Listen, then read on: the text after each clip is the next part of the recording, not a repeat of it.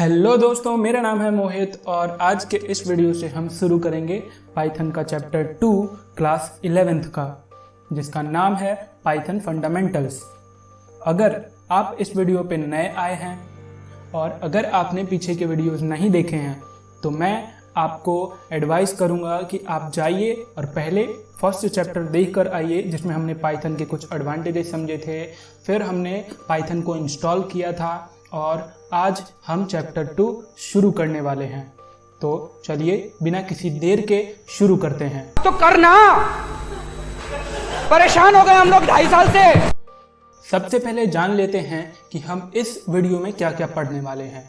तो इस वीडियो में हम सीखेंगे कि पाइथन के कैरेक्टर सेट क्या होते हैं, उसके बाद टोकन्स क्या होते हैं पाइथन के अंदर, फिर हम टोकन्स के कुछ टाइप्स पढ़ेंगे जैसे कि कीवर्ड्स, आइडेंटिफायर्स, लिटरल्स, और फिर लिटरल्स और वैल्यूज़ के टाइप्स पढ़ेंगे, और फिर ऑपरेटर्स को हम ब्रीफ में पढ़ेंगे। ब्रीफ में इसलिए क्योंकि अगला जो चैप्टर है उसका आधा कंटेंट सिर्फ और सिर्फ ऑपरेटर्स का है, तो हम इसको अगले चैप्टर में पूरे डिटेल में कवर करेंगे और यहाँ पे हम देखेंगे सिर्फ उसका ट्रेलर।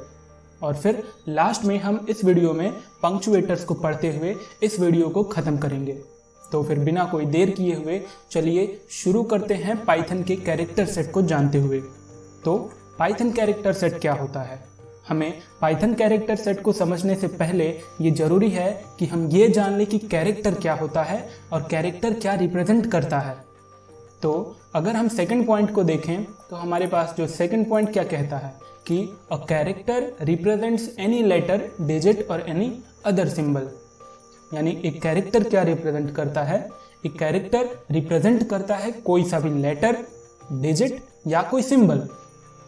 तो ठीक अगर हम इन्हीं कैरेक्टर्स को एक सेट बना दें, इन्हीं हम वैलिड कैरेक्टर्स को एक सेट बना दें जो कि एक लैंग्वेज रिकॉग्नाइज कर सके, हम उसे कहते हैं कैरेक्टर सेट, जो कि फर्स्ट पॉइंट में लिखा गया है। तो फर्स्ट पॉइंट में ये कहता है कि character set is a set of valid characters that a language can recognise. Okay, यानी कि अगर हम इसका एक एग्जांपल लें, जैसे कि इंग्लिश लैंग्वेज लें, तो इंग्लिश लैंग्वेज में कैरेक्टर्स क्या होते हैं? इंग्लिश लैंग्वेज में कैरेक्टर्स होते हैं ABCD। ठीक उसी तरह हिंदी में क्या होता है? हिंदी में होता है क ख ग घ, ऐसे करके बहुत सारी चीज़ें हिंदी और इंग्लिश में कैरेक्टर्स डिफाइन किए गए हैं। सेम उसी तरह जो पाइथन है, पाइथन यूनिकोड एनकोडिंग स्टैंडर्ड को सपोर्ट करता है, जिसका मतलब होता है यूनिकोड एनकोडिंग स्टैंडर्ड का मतलब ये कि जो पाइथन जो लेटर्स, जिन लेटर को सपोर्ट्स करता है वो होते हैं capital A to capital Z, small a to small z। Digits में होता है हमारे पास 0 to 9 और स्पेशल सिंबल्स में हमारे पास होता है space, plus, minus, into, division, power, bracket open close, round bracket, curly bracket, floor, division, equal to, not equal to, ऐसे करके जितने सिंबल्स हैं आपके कीवर्ड में वो स्पेशल सिंबल्स होते हैं जिन्हें पाइथन रिकॉग्नाइज करता है। वाइट स्पेसेस क्या होते हैं? तो वाइट स्पेसेस जो पाइथन है वो वाइट स्पेसेस को भी रिकॉग्नाइज करता है, जिसमें blank space, tabs, carriage return, new line, form field, इस टाइप के वाइट स्पेसेस को भी पाइथन रिकॉग्नाइज करता है। अदर कैरेक्टर्स में Python can process all ASCII and Unicode characters as a part of data और लिटरल। यानी ASCII और यूनिकोड कैरेक्टर्स को Python as a part of data और लिटरल प्रोसेस करता है। यहाँ पे ASCII का मतलब क्या है? ASCII और यूनिकोड कैरेक्टर्स को हम क्लास 11th के 11th चैप्टर से शुरू करेंगे। जब हम 11th चैप्टर में आएंगे तब हमें वहाँ पर ASCII, इसकी यूनिकोड कैरेक्टर्स के बारे में पढ़ना होगा। फिलहाल के लिए ASCII का मतलब होता है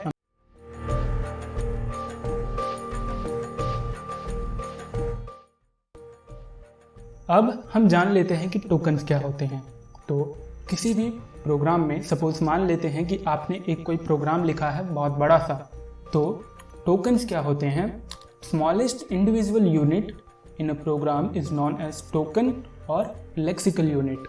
यानी अगर आपने एक प्रोग्राम लिखा है, उस प्रोग्राम का जो सबसे स्मॉलेस्ट इंडिविजुअल यूनिट होगा, उसका जो स्मॉलेस्ट इंडिविजुअल यूनिट होगा वो होगा टोकन, और ऐसा तो है नहीं कि वहाँ पे सिर्फ एक ही स्मॉलेस्ट इंडिविजुअल यूनिट होगा।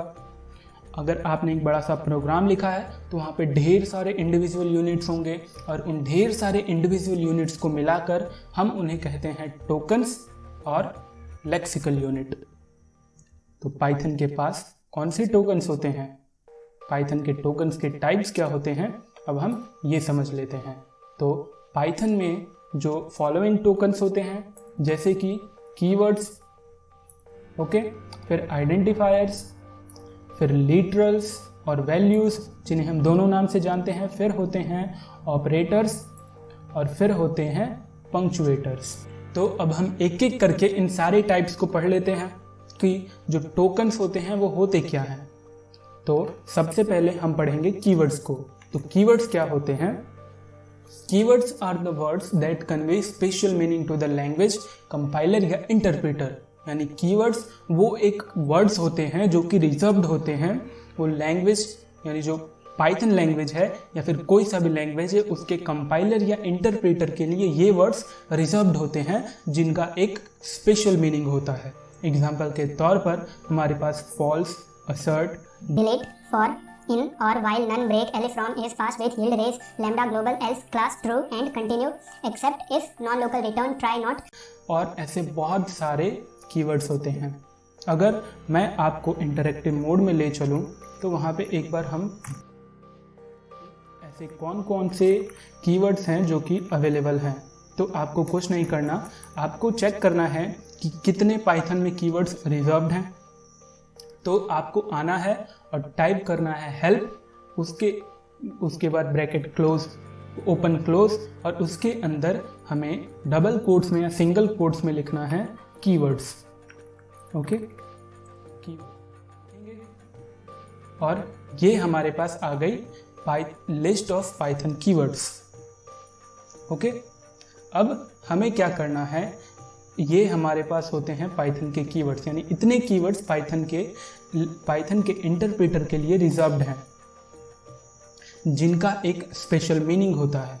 तो अगर मैं आपको इनमें से किसी के बारे में जानना हो तो आपको क्या करना है कि हेल्प और फिर यहाँ पे लिखना है फॉल्स और यहाँ पे डबल क्लिक, और आपने जो भी यहाँ पे कीवर्ड एंटर किया है उसके बारे में जो भी डिटेल्स हैं वो आपको सारी यहाँ पे दे दी जाएंगी। ये टिप आपको तब काम आएगी जब आपको जानना हो कि पाइथन में कितने कीवर्ड्स अवेलेबल हैं। ठीक है, फिलहाल के लिए हम चलते हैं वापस अपने स्क्रीन पे और हमने समझ लिया कि कीवर्ड्स क्या होते हैं। अब हम समझेंगे कि आइडेंटिफायर्स क्या होते हैं, यानी हम जिन्हें नेम्स भी कहते हैं वो आखिर होते क्या हैं। तो आइडेंटिफायर्स क्या होते हैं? Identifiers are the user-defined names for different parts of the programs। तो आइडेंटिफायर एक यूज़र-डिफाइंड नेम्स होते हैं। यूज़र-डिफाइंड नेम्स का मतलब है कि वो किसी एक प्रोग्रामर के द्वारा या फिर हमारे द्वारा या फिर जो यूज़र है उसके द्वारा वो नाम डिफाइन किए जाते हैं। एग्जाम्पल के तौर पर आपके मम्मी या पापा ने आपका नाम रखा होगा तो आपका नाम पेरेंट डिफाइंड हो गया। ओके, तो अब हम समझ लेते हैं सेम इसी टाइप से पाइथन में भी यूज़र डिफाइंड आइडेंटिफायर्स होते हैं जिन्हें हम एज अ वेरिएबल, जो हम नाम देते हैं वेरिएबल्स को, हम उन्हें वैसे भी समझ सकते हैं। अब आइडेंटिफायर्स को नाम देने के लिए हमारे पास कुछ रूल्स बनाए गए हैं। जैसे कि फर्स्ट रूल है कि मस्ट बिगिन विथ लेटर और अंडरस्कोर, यानी आपका जो नाम है वो एक लेटर या अंडरस्कोर से बिगिन होना चाहिए। दूसरा पॉइंट क्या कहता है हमें? दूसरा पॉइंट कहता है कि digits 0 to 9 can be part of the identifier except for the first character. यानी 0 to 9 आइडेंटिफायर के पार्ट्स तो हो सकते हैं, लेकिन पहला जो कैरेक्टर होगा वो 0 to 9 नहीं हो सकता। ओके, थर्ड रूल हमें क्या कहता है? थर्ड रूल हमें कहता है कि identifiers can be unlimited in length, यानी आइडेंटिफायर्स को हमें लेंथ देने की कोई ज़रूरत नहीं होती। आप चाहे तो 1000 कैरेक्टर का आइडेंटिफायर बना सकते हैं या चाहे तो एक।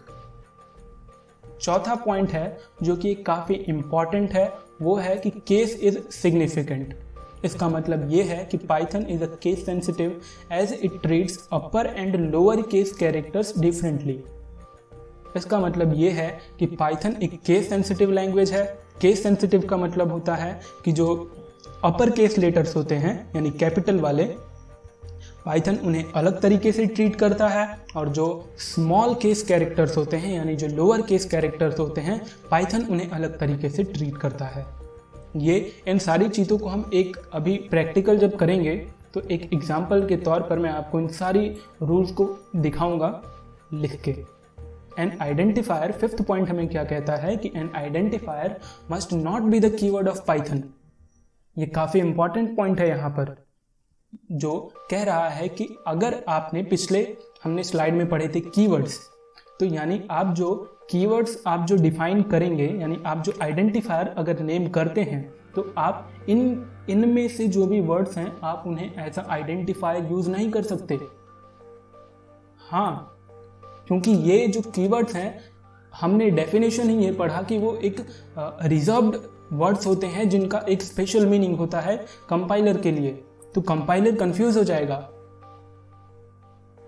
ठीक है, तो इसलिए हम किसी भी कीवर्ड को एज अ आइडेंटिफायर यूज नहीं कर सकते। सिक्स्थ पॉइंट हमें कहता है कि it can not contain any special character except underscore. Sixth point भी एक काफ़ी इंपॉर्टेंट पॉइंट है, जो कि हमें कहता है कि अंडरस्कोर के अलावा आप कोई सा भी स्पेशल कैरेक्टर यूज नहीं कर सकते, ना ही एंड, ना ही परसेंटेज का साइन, ना ही हैशटैग, ना ही डॉट, ना ही क्वेश्चन मार्क, आप ऐसा कुछ भी यूज नहीं कर सकते। ओके, तो अब चलिए एग्जांपल्स देख लेते हैं। वैलिड और इनवैलिड आइडेंटिफायर्स कैसे होते हैं। एग्जाम्पल के तौर पर अगर मैं देखूं तो यहाँ पे माई फाइल, डेट, ये भी एक वैलिड आइडेंटिफायर हो सकता है। Z2 ये भी, क्योंकि ये नंबर से स्टार्ट नहीं हो रहा, नंबर यहाँ पे सेकंड पोजीशन पे है। यहाँ पे माई फाइल ये भी एक आइडेंटिफायर हो सकता है, और हमारे पास ये अंडरस्कोर से स्टार्ट हो रहा है, तो ये भी एक वैलिड आइडेंटिफायर हो सकता है।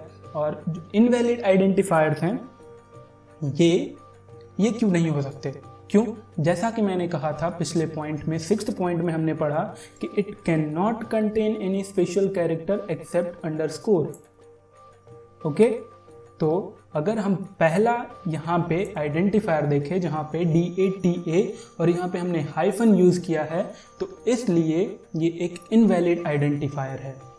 दूसरा पॉइंट भी हमें वही कहता है जहां हमने पिछली स्लाइड में पढ़ा था कि digits 0 to 9 can be part of the identifier except for its first character, यानी आप फर्स्ट कैरेक्टर पे डिजिट्स को यूज नहीं कर सकते। ओके, और तीसरा है ब्रेक। ब्रेक क्यों इनवैलिड है? ब्रेक इनवैलिड इसलिए है क्योंकि अगर हम कीवर्ड्स को देखें तो कीवर्ड्स में आप यहाँ देखेंगे कि ब्रेक भी एक रिजर्व्ड वर्ड है जिसे हम कीवर्ड कहते हैं, तो इसलिए हम किसी भी कीवर्ड को एज अ आइडेंटिफायर यूज नहीं कर सकते। सेम मैंने पिछली स्लाइड में बताया था कि आप अंडरस्कोर के अलावा कुछ और कैरेक्टर्स को यूज नहीं कर सकते, तो यहाँ पर my.file भी एक इनवैलिड आइडेंटिफायर है। अब चलिए हम देख लेते हैं इन सारी चीज़ों को। एक काम करते हैं,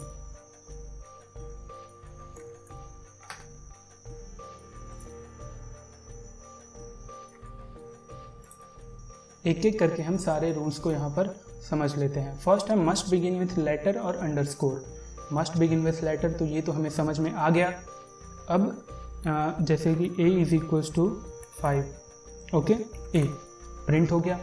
डिजिट्स 0 to 9, 0 to 9 हम यूज़ नहीं कर सकते। एग्जाम्पल के तौर पर 5a करता हूँ, 5a इक्वल्स टू 3, तो यहाँ पे syntax error, invalid syntax error आया। ओके, तो हम दूसरा पॉइंट भी हमने करके देख लिया।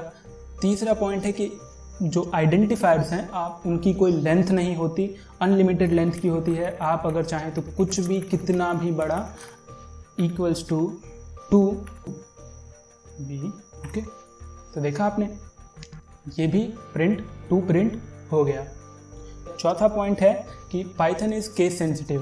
केस सिग्निफिकेंट होता है, इसका मतलब ये कि सपोज मैं एक एग्जांपल लेता हूँ, a is equals to 5, okay, और capital A is equals to 8। अब मैं क्या करूँगा कि यहाँ पे a को प्रिंट करूँगा 5 और फिर कैपिटल A को प्रिंट करूँगा 8। तो यहाँ पे जो दोनों वैल्यूज़ हमने प्रिंट की, जो हमने दोनों वेरिएबल आइडेंटिफायर्स बनाए थे, उनकी जो हमने वैल्यूज़ दी थी, वो दोनों बार अलग अलग प्रिंट हुए। हमारे पास पांचवा पॉइंट क्या था, N identifier must not be the keyword. जैसा कि हमने एग्जांपल देखा था फॉर, ठीक है, अगर मैं फॉर इक्वल्स टू 2 करूं तो यहाँ पे तो भी सिंटैक्स एरर आएगा। क्यों? क्योंकि फॉर एक कीवर्ड है और हम कीवर्ड को एज अ आइडेंटिफायर यूज़ नहीं कर सकते। सेम इन इक्वल्स टू 3 करूं तो भी नहीं कर सकते। सेम अगर मैं ब्रेक करूं, ब्रेक इज इक्वल्स टू 5 करूं तो भी नहीं कर सकते। लास्ट वाला है it can not contain any special character. तो special character in the sense कि अगर मैं इसको mo.hit इक्वल्स टू 3 लिखूं तो नहीं हो सकता। तो ये भी एक इनवैलिड आइडेंटिफायर था। तो आई होप कि आप लोगों को अब समझ में आ गया होगा कि आइडेंटिफायर्स क्या होते हैं और इनवैलिड और वैलिड आइडेंटिफायर्स को नेम करने का तरीका क्या होता है। ध्यान रहे कि ये फर्स्ट पीरियोडिक टेस्ट है, हो सकता है कि वहाँ पर रूल्स टू फॉर्म आइडेंटिफायर्स ये 2 मार्क का क्वेश्चन आ सकता है, तो आपको इन चीज़ों को याद रखना है। अब हम बात कर लेते हैं लिटरल्स और वैल्यूज़ की। तो लिटरल्स और वैल्यूज़ क्या होती हैं? लिटरल्स जो कि कई बार कांस्टेंट वैल्यूज़ की तरह भी रेफर किए जाते हैं। तो literals are data items that have a fixed value, यानी लिटरल्स वो होते हैं जिनका एक फिक्स्ड वैल्यू होता है। ओके, तो पाइथन में जो लिटरल्स होते हैं वो 4 टाइप्स के होते हैं। पहला टाइप है स्ट्रिंग लिटरल्स, फिर न्यूमेरिक लिटरल्स, फिर बूलियन लिटरल्स और फिर स्पेशल लिटरल नन। तो अब चलिए एक एक करके इन सारे लिटरल्स को सीख लेते हैं। स्ट्रिंग लिटरल क्या होता है?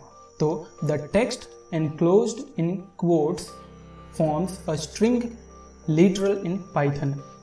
तो वो टेक्स्ट जो कि सिंगल कोट्स या डबल कोट्स में एनक्लोज्ड हो, वो एक स्ट्रिंग लिटरल फॉर्म करते हैं पाइथन के अंदर। एग्जाम्पल के तौर पर अगर मैं सिंगल कोट्स की बात करूं तो सिंगल कोट्स में हमने ए लिखा, ABCD 10 लिखा, तो और ऐसा कुछ लिखा, या फिर हमने डबल कोट्स में मोहित लिखा, डबल कोट्स में हेलो वर्ल्ड लिखा, या फिर डबल कोट्स में कोई नंबर लिखा, तो वो भी एक स्ट्रिंग लिटरल होता है।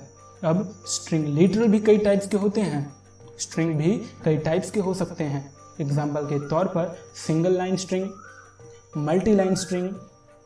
तो सिंगल लाइन स्ट्रिंग क्या होता है? Single line string the string you creates by enclosing text in a single quotes और double quotes are normally single line string. They must terminate in 1 line। यानी कि वो स्ट्रिंग्स जिसे हम सिंगल कोट्स या डबल कोट्स में लिखते हैं या एनक्लोज करते हैं और वो एक ही लाइन में ख़त्म हो जानी चाहिए, उन्हें हम कहते हैं सिंगल लाइन स्ट्रिंग। और मल्टी लाइन स्ट्रिंग्स होती हैं कि सपोज़ आप अगर चाहें तो उन स्ट्रिंग्स में एक बैकस्लैश को ऐड कर दीजिए, या फिर आपको ट्रिपल कोट यूज़ करना होता है। ओके, तो एग्जाम्पल के तौर पर हम एक बार चलिए फिर देख लेते हैं IDLE। ओके, अब हम यहाँ पे समझ लेते हैं सिंगल लाइन स्ट्रिंग को। तो सिंगल लाइन स्ट्रिंग हमारे पास ये होगा, my name is Mohit. Okay, my name is Mohit. और अगर सेम मुझे इसी को 2 लाइन में लिखना है तो मैं क्या करूँगा, 1 2 3, माय नेम इज़ मोहित और फिर ट्रिपल कोट से क्लोज। और अगर मैं एंटर प्रेस करूं तो आपने देखा माय नेम इज़ मोहित, लेकिन ये जो /n आया ये क्या है? /n एक न्यू लाइन कैरेक्टर होता है। तो अब हमने जान लिया कि सिंगल लाइन स्ट्रिंग कैसे बनाते हैं, मल्टी लाइन स्ट्रिंग कैसे बनाते हैं। तो अब चलिए जानते हैं कि हमने अगर कोई स्ट्रिंग बनाई तो उसका साइज़ कैसे पता करते हैं। तो यूज़ लेन ब्रैकेट ओपन क्लोज के अंदर आपको ऑब्जेक्ट का नाम देना है टू गेट द साइज और लेंथ ऑफ द ऑब्जेक्ट और स्ट्रिंग। ओके, तो चलिए हम इसे भी करके देखते हैं। हम क्या करेंगे कि हम बनाते हैं एक my इक्वल्स टू, हमने बनाया एक my name is python। Okay, अब मैं इसे करूँगा len और इसकी जगह पर मैं करूँगा my। ओके, 17। तो अगर आपको किसी भी स्ट्रिंग का लेंथ निकालना हो तो उसके लिए हम len कीवर्ड यूज़ करते हैं। ये 17 लेटर्स हैं। 17 लेटर्स में आपको याद रहे कि जो बीच में स्पेस होता है वो भी काउंट होता है, जितने स्पेस होंगे वो भी काउंट होगा, और लास्ट में जो एक न्यू लाइन यानी एंड ऑफ लाइन कैरेक्टर होता है वो भी काउंट होता है। एंड ऑफ लाइन यानी ये जो /n आया था, ठीक है, ये /n जो कि यहाँ पे था वो भी काउंट होता है।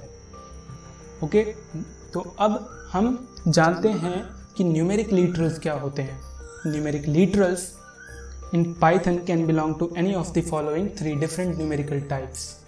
यानी numeric literal basically integers, float और कॉम्प्लेक्स नंबर्स ही होते हैं, जो कि ये कोई उतना ज़्यादा इम्पॉर्टेंट नहीं है। हमें सिर्फ ऊपर से जान लेना है कि इंटीजर, फ्लोट और कॉम्प्लेक्स नंबर ही न्यूमेरिक लिटरल्स होते हैं। बूलियन लिटरल्स क्या होते हैं? बूलियन लिटरल्स होते हैं true and false are the only 2 Boolean literals values in Python. यानी कि अगर हम यहाँ पे करें capital true true, false false, तो ये जो दो ट्रू और फॉल्स हैं ये बूलियन लिटरल्स होते हैं। अब हम बात करते हैं कि स्पेशल लिटरल नन क्या है। तो special literal none, the none literal is used to indicate absence of value. It is also use to indicate end of list of Python. यानी इसका मतलब ये है कि अगर हम एग्जाम्पल के तरीके पे समझें कि सपोज आपके पास 2 वैल्यूज़ हैं जिनमें से आपको पहली वैल्यू पता है, दूसरी वैल्यू आपको नहीं पता, तो दूसरी वैल्यू तो हम ऐसे छोड़ नहीं सकते। चलिए करके देख लेते हैं। सपोज मेरे पास है वैल्यू 1 इक्वल्स टू मेरे पास है 10। ओके, और अगर मैं वैल्यू 2 को कुछ ना करूं, इसको सिंपल खाली छोड़ दूं, तो यहाँ पे इनवैलिड सिंटैक्स आ जाएगा। इसलिए ज़रूरी होता है, ये तो वैल्यू मुझे पता नहीं है तो इसको मुझे खाली तो मैं छोड़ नहीं सकता क्योंकि वो इनवैलिड सिंटैक्स है। इसके लिए हम यूज़ करते हैं नन, जो कि ये डिस्प्ले करता है एब्सेंस ऑफ वैल्यू। तो अगर हम वैल्यू 2 को प्रिंट करें तो कुछ भी नहीं आया, क्यों? या फिर हम इसे ऐसे समझें वैल्यू 2, ओके, तो नन, तो यहाँ पे नन आया। तो जो स्पेशल लिटरल नन है वो किसी भी वैल्यू की एब्सेंस को रिप्रेजेंट करने के लिए यूज़ किया जाता है। अब हम बात कर लेते हैं ऑपरेटर्स में। तो ऑपरेटर्स क्या होते हैं? Operators are tokens that trigger some computation or action when applied to variable and other objects in an expression। तो ऑपरेटर्स एक टोकन्स ही होते हैं जो कि किसी भी वेरिएबल या किसी भी ऑब्जेक्ट पे एक किसी पर्टिकुलर एक्शन या कंप्यूटेशन को ट्रिगर करते हैं। एग्जाम्पल के तौर पर अगर ऑपरेटर क्या होगा, जब हम आगे डिटेल में पढ़ेंगे कि एरिथमेटिक ऑपरेटर क्या होते हैं, relational operator, assignment, identity, membership, bitwise, logical operators, जब ये सारे हम टाइप्स पढ़ेंगे, एग्जाम्पल करेंगे आने वाली वीडियो में, तो हमें ये बिल्कुल क्लियर हो जाएगा। अभी के लिए हमें सिर्फ इतना ही जानना है कि ऑपरेटर्स एक टोकन होते हैं जो कि किसी भी एक ऑब्जेक्ट या वेरिएबल पे कंप्यूटेशन या एक्शन को परफॉर्म करते हैं। तो बस अब हम आखिरी टाइप की ओर बढ़ चुके हैं टोकन्स के, जिन्हें हम कहते हैं पंक्चुएटर्स। तो पंक्चुएटर्स क्या होते हैं? Punctuators are symbols that are used in programming languages to organize programming sentence structures and indicate the rhythm and emphasis of expressions, statements and program structure। तो पंक्चुएटर्स एक बेसिकली सिंबल्स होते हैं जो कि प्रोग्रामिंग लैंग्वेज में यूज़ किए जाते हैं सेंटेंस स्ट्रक्चर्स को ऑर्गेनाइज करने के लिए, रिदम को इंडिकेट करने के लिए, और भी ऐसी बहुत सारी जैसे एक्सप्रेशन, स्टेटमेंट्स और प्रोग्राम स्ट्रक्चर को एम्फेसाइज करने के लिए यूज़ होते हैं पंक्चुएटर्स। तो जो मोस्ट कॉमन यूज पंक्चुएटर्स हैं पाइथन के अंदर वो हैं single quote, double quote, hashtag, slash, bracket open close, round brackets, square brackets, curly brackets, @ comma, colon, dot, equals to, ये सारी चीज़ें जो होती हैं इन्हें हम पंक्चुएटर्स कहते हैं, जो कि पाइथन इन सिंबल्स को एज अ पंक्चुएटर रिकॉग्नाइज करता है। आई होप कि हमने अभी तक जो भी सीखा वो आपको समझ आ गया होगा, और अगर आपको कोई चीज़ या कोई पॉइंट समझ नहीं आई तो आप मुझे कमेंट बॉक्स में बताइए, मैं उस कमेंट का ज़रूर रिप्लाई करूँगा। और अगर कोई बड़ा सा डाउट है तो आप मुझे इंस्टाग्राम पे आके मैसेज कर सकते हैं, मैं उसका भी रिप्लाई ज़रूर करूँगा और आपका डाउट ज़रूर सॉल्व करूँगा। तो बस फिर आज के वीडियो में बस इतना ही। अब मिलेंगे अगले वीडियो में जहां हम डिस्कस करेंगे पाइथन के कुछ बेयर बोन्स जो कि काफ़ी इंपॉर्टेंट होते हैं एक पाइथन प्रोग्रामर के लिए या फिर किसी भी प्रोग्रामर के लिए और किसी भी लैंग्वेज में। तो अब हम मिलेंगे अगले वीडियो में। आज के वीडियो में बस इतना ही, और अगर अभी तक आपने इस वीडियो को लाइक नहीं किया तो वीडियो अगर पसंद आई है तो लाइक कर दीजिए। आप इस वीडियो को अपने दोस्तों के साथ शेयर कर दीजिए और जाते जाते इस चैनल को सब्सक्राइब कर दीजिए। तब तक के लिए गुड बाय।